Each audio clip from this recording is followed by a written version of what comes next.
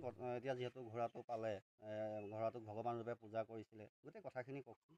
সেইটোতো মই ক'ব নোৱাৰিম, তেতিয়া মই বেহুচ হৈ আছোঁ মানে মোৰ আই ঠিক দিয়াৰ কাৰণে মই একো ক'ব নোৱাৰিম। এইফালে ক'ব এতিয়া ঘোঁৰা মালিক ওলাইছে যদিও আমি নাজানো মালিক ক'ত কোন, মালিকেতো লৈ গৈছে, আমি বান্ধি থোৱা নাই।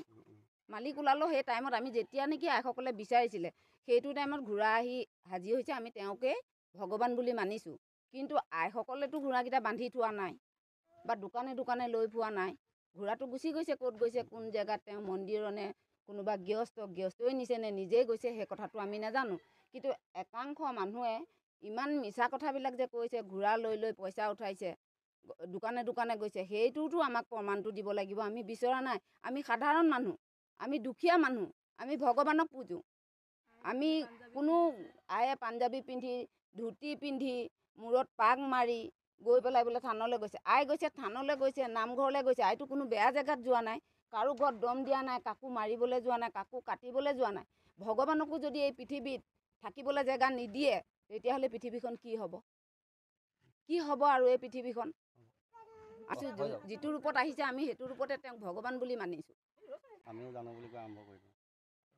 আমিও জানো যে বিজ্ঞানৰ যুগত যে এইটো বিশ্বাস নকৰে, কাৰণ ময়ো ভাবোঁ, ময়ো পঢ়া শুনা কৰা ছোৱালীয়ে হয়, এতিয়া যে মই সুস্থ ৰূপত আছোঁ মই সেইটো ভাবি থাকোঁ যে মোৰ হৈ যায় কি আজিকালি জানো এনেকুৱা হয় সেইটো ভাব কিন্তু মই লওঁ, কিন্তু মোৰ গাতে যেতিয়া হৈ যায় মই গম নাপাওঁ। কিন্তু মই সেইটো অন্ধবিশ্বাস বুলি মই ক'ব নোৱাৰোঁ, এইটো সত্যই হয়। আমাৰ যেতিয়া ৰাতিপুৱাটো হয় ধূপ ধূনা জ্বলাই তেতিয়া আমাৰ গাত আইত ঠিক দিয়ে, আৰু দুপৰীয়া হয় 12টা 1টা এনেকুৱা বজাত তেতিয়া আমাৰ গা বেয়া লাগে। সন্ধিয়া চাকি বাতি জ্বলাই তেতিয়া আমাৰ গা বেয়া লাগে। কিন্তু আমি অলিয়া বলিয়া হৈ আমি ক'তো ঘূৰি নুফুৰোঁ, নিজৰ ঘৰত থাকোঁ, নিজৰ ঘৰতে মানে ধৈৰ্য ধৰি থাকিবলগীয়া হয়। অৱশেষত মানে আমি নিজে অচেতন হৈ যাওঁ, কিন্তু আমি কাৰো ঘৰলৈ নাযাওঁ, গম নাপাওঁ, আমি নিজে অচেতন হৈ যাওঁ। সেইদিনা সকলো কেইগৰাকী গোট খাইছে, ঘোঁৰাকেইটা আহিছে ডাঙৰীয়া আহিছে বুলিহে একেলগে গোট খালে, এনেই একেলগে নাথাকে। নিজৰ নিজৰ ঘৰত কাম কৰি ল'ৰা ছোৱালী স্কুললৈ নিয়ে, কোনোবাই তেওঁ আছে বাচ্ছা চবৰেতো আছে, নিজৰ ঘৰ চম্ভালি থাকে। ঘপককৈ তেওঁলোকক কি হৈ যায় মানে ক'ব নোৱাৰে, তেতিয়া চিঞৰ বাখৰ লাগে, আমুক পৰি গ'ল আমুক, তেতিয়া আমি দৌৰি যাওঁ, আমি তেওঁলোকক প্ৰাৰ্থনা কৰোঁ, তুতি কৰোঁ, তেওঁলোকক মান্তি কৰাই গুচি আহোঁ, তেতিয়া শান্ত হয়। তেওঁলোকে নাম শুনিব, প্ৰাৰ্থনা শুনিব, শান্ত হ'ব। আৰু এটা কথা যে ঘোঁৰাকেইজনৰ গৃহস্থী ওলাইছে, এইটো যে কৈছে ঘোঁৰাকেইজনতো কোনোবা মালিক আছেই হয় নাই, আমাৰোতো আছে, মা আছে, আমি কাৰোবাৰ ঘৰ বোৱাৰী, কাৰোবাৰ ঘৰ জীয়ৰী মাক হয় নাই বাৰু।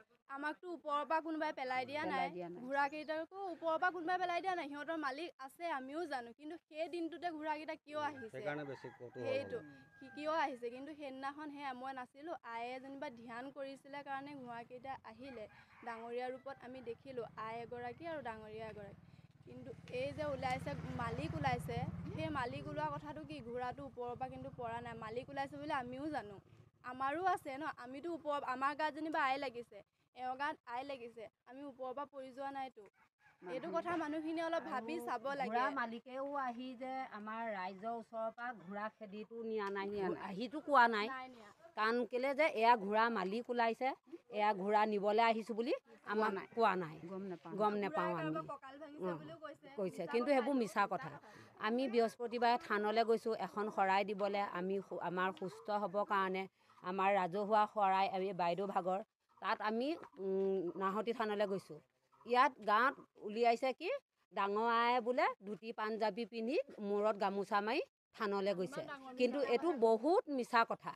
আমাৰ আয়ে জানো সম্প্ৰদায়ৰ মানুহে আইসকলে গামোচা নলয়, আমাৰ চেলেংহে লয়, কিন্তু আমি চেলেং লৈহে গৈছোঁ, কিন্তু আমাৰ গামোচা নলয়। আমাৰ ইয়াত আই সকাম পাতিছে, আমি চেলেং ল'ম।